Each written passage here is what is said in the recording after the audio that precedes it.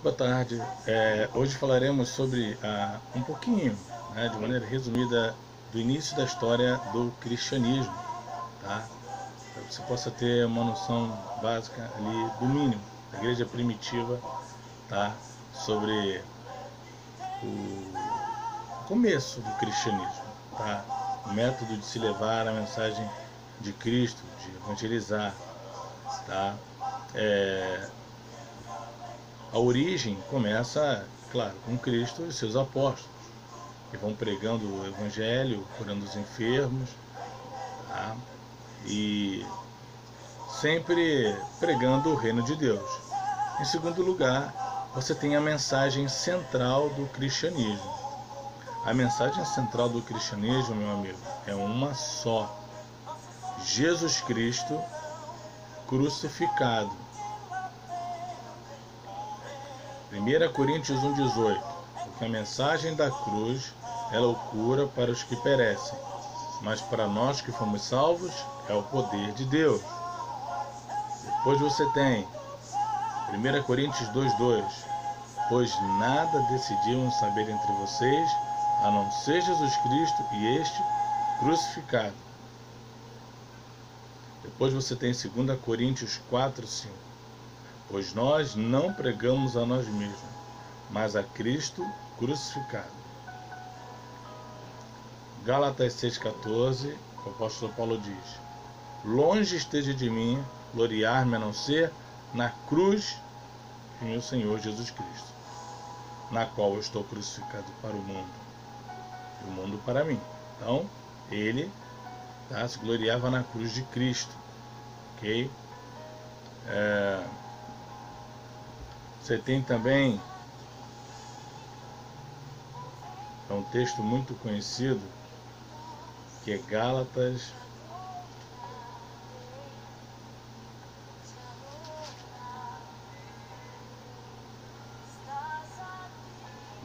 2, versículo 20. Logo já não sou eu quem vive, mas Cristo vive em mim, pois estou crucificado com ele. E esse viver que agora tenho na carne, vivo pela fé no Filho de Deus, que me amou e se entregou por mim. Então, já estou crucificado com Cristo. Então, a mensagem, o cerne do cristianismo, o epicentro é a cruz de nosso Senhor Jesus Cristo, a morte. Mas não só morte, também a sua ressurreição. Nós vemos, em Romanos 4, 25, o qual foi entregue por causa das nossas transgressões e ressuscitou para a nossa justificação. E em 1 Coríntios 15, diz assim, versículo 1: irmãos, venho lembrar-lhes o evangelho que anunciei a vocês, o qual vocês receberam e no qual continuam firmes. Por meio dele vocês também são salvos, se retiverem a palavra assim como tal preguei, a menos que tenham crido em vão. Então, olha o que o Paulo está falando. Se vocês manterem a palavra fiel, ou seja, a mensagem da cruz firme, entendeu? Como eu preguei a vocês. Se vocês não creem dessa forma, eu preguei em vão. Antes de tudo, entreguei a vocês o que também recebi, muito provavelmente de Cristo e dos apóstolos. Que Cristo morreu pelos nossos pecados, segundo as Escrituras, e que foi sepultado e ressuscitou ao terceiro dia, segundo as Escrituras. Então, a mensagem central é a cruz, mas não somente a morte e a ressurreição. Na morte nós temos o amor de Deus e a justiça. O amor, Deus proveu Jesus para perdoar os nossos pecados, nos substituindo na cruz. É o amor de Deus. Porém, Romanos 6,23 diz que o salário do pecado é o quê? É a morte. E aí você vê do outro lado Cristo pagando, sofrendo pelos nossos pecados, que é a justiça de Deus. A ira de Deus foi despejada sobre Cristo, como diz Isaías 53, 4, 5 e o versículo 10, que o castigo que nos traz a paz estava sobre ele, e que foi do agrado do Pai moê-lo, fazendo enfermar. Não que Deus fosse um sádico, mas porque estava vendo que o plano da salvação estava sendo cumprido em Cristo Jesus.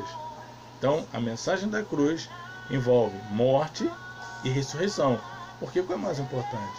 A asa direita ou a asa esquerda do passarinho? As duas, né? Então, tem aí, ok? Então, a mensagem do cristianismo, tá? Igreja primitiva, ok? E século 2, 3 e foi em diante, principalmente na Reforma, tá? Com Lutero e Calvino, foi a cruz de Cristo, tá? E aí nós temos alguns pontos relevantes do cristianismo, ali do período entre o ano 30 ao ano 35, tá? Bom, elenquei alguns pontos aqui. Definição de igreja. Como nós podemos definir igreja? Um grupo de pessoas que se reúnem e juntas professam que Jesus Cristo é o Senhor para a glória de Deus Pai, que Jesus Cristo é o Salvador, que Jesus Cristo é o Deus encarnado. Esse grupo de pessoas reunidas, tá, que confessam Cristo como Salvador, precisam fazer três coisas. Precisam amá-lo, precisam obedecê-lo e precisam segui-lo. Três coisas. Então, definição de igreja: um grupo, um conjunto de pessoas reunidas, tá, que professam Cristo como Senhor, Salvador e Deus. Ok? Segundo ponto, o começo da igreja. Fim da primavera do ano 30. 50 dias após a Páscoa, que é o dia de Pentecostes, e 10 dias antes da sua ascensão ali, já estava começando o processo de iniciação do cristianismo. Tanto é que Jesus pede que os discípulos fiquem em Jerusalém, até que do alto eles sejam revestidos de poder. E aí começaria o Evangelho. Ele falou: vocês serão minhas testemunhas em Jerusalém, Samaria e nos confins da terra. Tá? Então, começou ali, fim da primavera do ano 30. Ok? Foi um movimento de caráter universal, mundial. Ok? O revestimento. Eles estavam reunidos no cenáculo e receberam o revestimento do Espírito Santo. E ao receberem o revestimento do Espírito Santo, tá, viram línguas como que de fogo, receberam ousadia, coragem, intrepidez, galhardia, resiliência para pregar o Evangelho. Pedro, antes de receber o Espírito, negou Jesus 3 vezes, mais do que Judas. Tá? Porém, depois de ter recebido o Espírito Santo, quando estavam zombando de Jesus lá fora, ele saiu, pregou e o Espírito Santo utilizou como um instrumento, né? E foram salvas 3.000 almas. Ele não fez apelo, as pessoas foram até ele e disseram: e agora, o que nós devemos fazer para sermos salvos? Ele disse: arrependam-se dos seus pecados, creiam em Jesus, arrependam-se dos seus pecados e receberão o dom do Espírito Santo. Tá? Então, foram convertidas ali, aí foram batizadas, participaram do Partir do Pão, eram ensinadas de casa em casa, era uma só união, ok? Enfim, eles estavam ali para fazer tudo isso, porque se converteram, né, pelo Evangelho. Localização da igreja. Não tinha igreja. Eles se reuniam em 2 lugares. O cenáculo, no Monte Sião. O cenáculo é um ambiente onde eles se separam para fazer refeições, para conversarem, tá? Um ambiente de reunião. Monte Sião ou no Pórtico de Salomão, no templo, tá? Ali que eles se reuniam para poderem falar sobre Cristo, pregarem o Evangelho e tudo mais. Tá? Os membros, todos eles, em grande parte, eram judeus. Você tinha 3 classes de judeus: judeus ortodoxos, helenistas e prosélitos. Os judeus helenistas eram os judeus ortodoxos, melhor dizendo, eram aqueles judeus que falavam o hebraico, que liam a escritura em hebraico, tá? Que mantinham as tradições, tá? Do judaísmo. Esses eram judeus ortodoxos, que não se misturavam com outras etnias. Eles eram, segundo eles, os detentores da salvação, o povo eleito de Deus. Por outro lado, você tinha os helenistas. Heleno vem de grego. Tá? Quando Alexandre o Grande tentou unificar o idioma, o mundo inteiro, ele tentou implantar o grego. E aí muitos judeus se dispersaram devido aos exílios, né? E quando essas crianças judias iam nascendo, eles iam aprendendo o grego ao invés do hebraico ou aramaico, aprendendo o grego. E geralmente esse pessoal helenista, eles eram muito mais cultos, muito mais inteligentes, tá, do que os judeus ortodoxos. Tá? Tanto é que vai ter um problema lá em Atos 6 entre as viúvas helenistas e as viúvas ortodoxas, porque os apóstolos estavam dando mais apoio às judias ortodoxas do que as helenistas. Tá? E o terceiro grupo eram os prosélitos, gentios que se convertiam ao judaísmo, tá? Guardavam a lei, se abstiam das coisas do paganismo, tá? E seguiam todos os ritos judeus. Então, eram prosélitos, tá? Simpatizantes do judaísmo, tá? Guardavam a lei, enfim, todas as tradições. Esses 3 grupos habitavam a igreja ali em Jerusalém, Samaria e nos arredores, tá? Esses eram os membros. Líderes. A princípio, Pedro não era o líder, ele era o porta-voz, era aquele cara que falava. Mas do lado dele estava João, um cara mais sensato, mais inteligente. Então, ele tinha sempre como conselheiro João. Enquanto Pedro falava, pregava, João estava ali sempre aconselhando, conversando com Pedro, né? Mas não tinha um líder em si. Tá? Quem vai ser o presbítero da igreja de Jerusalém vai ser Tiago, o meio-irmão de nosso Senhor Jesus Cristo. Tá? Nem Pedro. É porque nesse período ele já vai estar em Roma. Governo da igreja, formado pelos 12 apóstolos. Os 12 apóstolos. Nós vemos isso em Atos 5.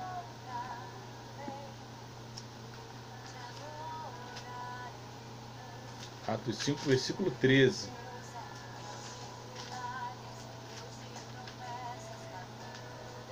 Ó. Mas dos restantes ninguém ousava juntar-se a eles. Porém o povo tinha grande admiração pelos apóstolos, por eles. Tá? Então, não tinha um governo em si. Tudo era por meio dos apóstolos. Tudo era entregue por meio dos apóstolos. Tá? Doutrinas. A doutrina da igreja, no começo, era muito simples. Ela vai ser sistematizada, tá, pelo apóstolo Paulo, principalmente na carta aos Romanos. Durante o século I e II, a carta aos Romanos foi a carta doutrinária da igreja, porque ela fala sobre todos os assuntos, aborda todos os assuntos, de pecado ao retorno de Cristo, tá? Predestinação, tudo, aborda todos os assuntos, tá? Então, quem vai formular a teologia sistemática em si é o apóstolo Paulo. Mas antes disso, era muito simples a doutrina da igreja. Primeiro, criam que Jesus era o Senhor e Salvador, tá? Era o primeiro ponto. Segundo, que ele morreu e ressuscitou pelos nossos pecados, que é a cruz. E terceiro, sobre o retorno iminente de Cristo. Cristo voltaria a qualquer hora porque eles entenderam que João 14, quando fala: não se turbe o vosso coração, credes em Deus, crede também em mim. A casa de meu pai há muitas moradas, se não fosse assim, o vô teria dito: eu vou preparar lugar. E quando eu for vos preparar lugar, virei outra vez e vos levarei para mim mesmo, para que onde eu estiver, estejam vocês também. Eles achavam que Jesus voltaria naquele momento, e aí vai ocorrer uma bagunça aí, tá? Testemunho dos cristãos. Não só os 12 pregavam o evangelho, mas os 120 que estavam no cenáculo e as pessoas que eram convertidas, elas eram constrangidas pelo Espírito Santo a levar o evangelho às pessoas que tinham necessidade, ok? Ela tinha um espírito fraternal, de comunhão, de união, de um ajudarem o outro, tá? A igreja primitiva tinha esse propósito de ajudar um ao outro, tá? E aí tinha um espírito voluntário, tanto ricos quanto pobres, doavam o que tinham, vendiam suas propriedades e doavam sem que ninguém pedisse. Aqui, ó, entregavam aos pés dos apóstolos para que pudessem administrar. Uma pequena comunidade, era uma igreja pequena, tá? Mas muito unida. Esperavam a volta de Cristo? Todos esperavam a volta de Cristo. Tanto é que eles foram vendendo tudo que tinham e entregando aos pés dos apóstolos, porque a qualquer momento Cristo apontaria no céu. Ok? E aí ocorreu o fracasso financeiro. Jesus não voltou. Quem venderam as propriedades, ficaram sem nada. Quem doaram o dinheiro, ficaram sem nada. Tanto é que aqui em Atos 11, 29,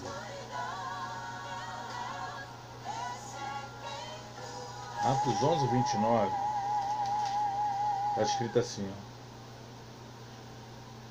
os discípulos, cada um conforme as suas posses, resolveram mandar uma ajuda aos irmãos que moravam na Judéia. E depois Paulo, em Romanos 15, 25 e 26, fala assim: